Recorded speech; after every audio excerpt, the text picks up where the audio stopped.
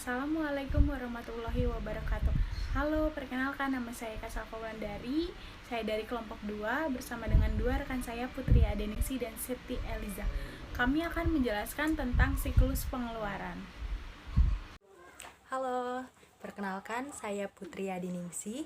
Di sini saya akan menjelaskan tentang pengertian siklus pengeluaran akuntansi, tujuan, dan aktivitas dasar yang dijalankan dalam siklus pengeluaran akuntansi. Oke, langsung saja masuk ke videonya. Oke, kita masuk ke materi pertama, yaitu ada pengertian. Apa sih itu siklus pengeluaran? Siklus pengeluaran merupakan serangkaian aktivitas bisnis dan kegiatan pengelolaan data yang berhubungan dengan pembelian dan pembayaran atas barang dan jasa. Jadi dalam siklus pengeluaran ini melibatkan beberapa aktivitas yang berhubungan dengan pembelian bahan mentah, persediaan barang-barang, dan jasa. Kegiatan ini termasuk mengidentifikasikan dan mendokumentasikan semua pengeluaran uang, menyiapkan order pembelian, menerima kiriman barang, dan mencatat persediaan. Oke, next. Ada tujuan siklus pengeluaran. Tujuan utama dalam siklus pengeluaran ini yaitu untuk meminimalkan biaya total, memperoleh dan memelihara persediaan, perlengkapan, dan berbagai layanan yang dibutuhkan organisasi. Jadi melalui siklus pengeluaran ini, pihak manajemen diharapkan mampu mengawasi dan mengevaluasi efisiensi serta efektivitas proses siklus pengeluaran, yang membutuhkan kemudahan akses ke data terinci mengenai sumber daya yang digunakan, kegiatan yang mempengaruhi sumber daya tersebut, serta para pelaku yang terlibat dalam kegiatan tersebut. Oke, lanjut. Ada aktivitas dasar.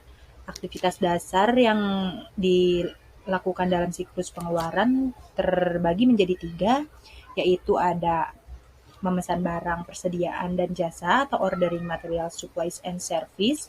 Biasanya dalam pesanan pembelian ini ada sebuah dokumen atau formulir elektronik yang secara formal meminta pemasok untuk menjual dan mengirimkan produk yang disebutkan dengan harga yang telah ditentukan.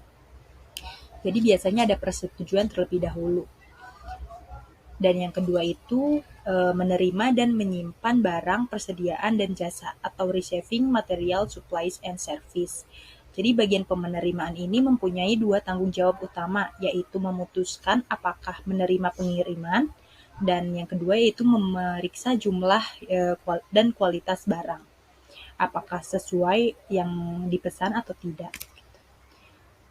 Dan yang ketiga yaitu memberikan persetujuan atas tagihan pemasok atau approving supplier invoice dan melakukan pembayaran. Jadi bagian utang menyetujui faktur penjualan untuk dibayar dan bagian kasir bertanggung jawab untuk melakukan pembayaran. Cukup sekian penjelasan dari saya. Terima kasih. Halo, nama saya Kasalfa Wulandari. Di sini saya akan menjelaskan tentang sistem informasi akuntansi siklus pengeluaran, tentang dokumen yang digunakan dalam siklus pengeluaran, serta ancaman dan pengendalian yang ada di dalam siklus pengeluaran. Dokumen-dokumen yang digunakan dalam siklus pengeluaran.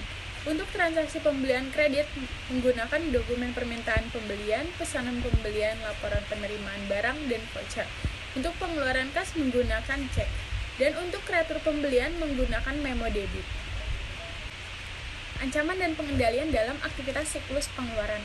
Untuk aktivitas masalah-masalah pengendalian umum, ancamannya yaitu kehilangan atau kerusakan data dan kinerja yang buruk. Untuk pengendaliannya, prosedur cadangan dan prosedur perbaikan bencana dan laporan manajerial. Untuk aktivitas permintaan pembelian, ancamannya yaitu pencatatan persediaan yang tidak akurat, membeli barang yang tidak diperlukan, dan membeli barang kualitas yang rendah. Untuk pengendaliannya, perhitungan fisik persediaan secara periodik, meninjau dan menyetujui permintaan pembelian, membeli hanya dari pemasok yang disetujui, dan memeriksa kualitas barang dari pemasok.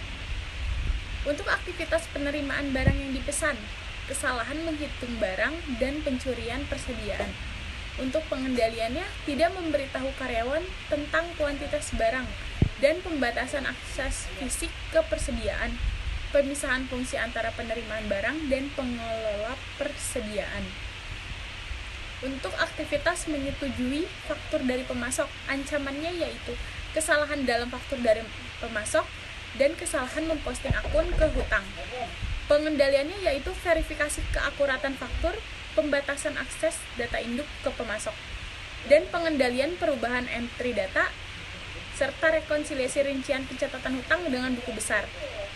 Untuk aktivitas pembayaran, ancamannya yaitu pembayaran ganda, membayar barang yang tidak diterima, dan pencurian kas.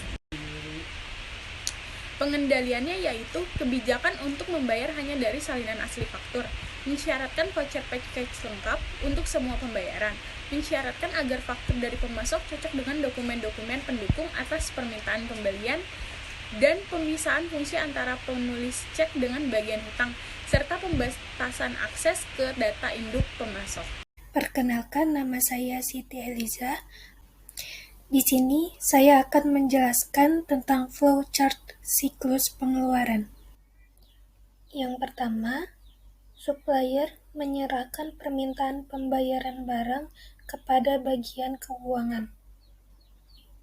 Kemudian, bagian keuangan menerima permintaan pembayaran barang lalu meneruskan kepada pimpinan.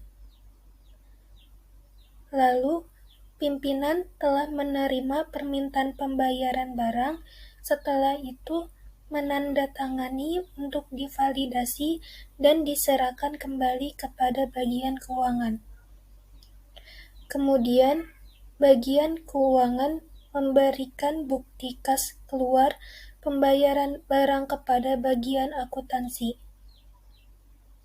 Selanjutnya, bagian akuntansi memberikan kwitansi kepada bagian keuangan. Bagian keuangan telah menerima kwitansi dari bagian akuntansi, lalu memberikan uang tunai serta kwitansi kepada supplier. Selanjutnya, supplier telah menerima bukti pembayaran barang, lalu membuat faktur lunas dan diserahkan kepada bagian keuangan. Bagian keuangan menerima faktur lunas lalu diteruskan kepada bagian akuntansi. Bagian akuntansi telah menerima faktur lunas lalu membuat laporan pengeluaran kas pembelian barang dan diserahkan kepada pimpinan. Pimpinan memvalidasi laporan pengeluaran kas pembelian barang dan diserahkan kembali kepada bagian akuntansi untuk diarsipkan. Atas perhatiannya kami ucapkan terima kasih. Wassalamualaikum warahmatullahi wabarakatuh.